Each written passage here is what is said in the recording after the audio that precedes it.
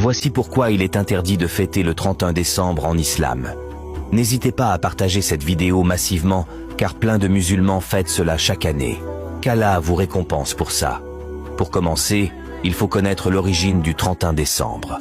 D'une petite recherche Google, on découvre que le réveillon du Nouvel An, également appelé réveillon de la Saint-Sylvestre, tient ses origines de l'époque de Jules César.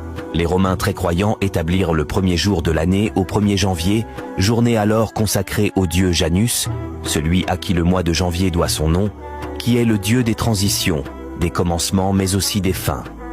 Une divinité à deux visages, l'un tourné vers le passé, l'autre vers l'avenir, à célébrer pour démarrer l'année sous les meilleurs auspices, ou essayer de le faire.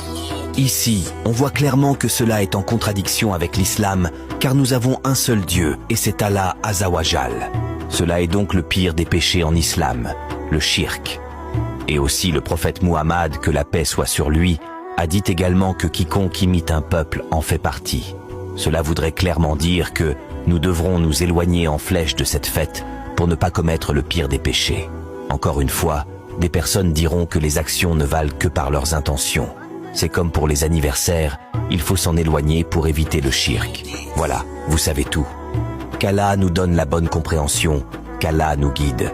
Salamu alaykum wa rahmatullah.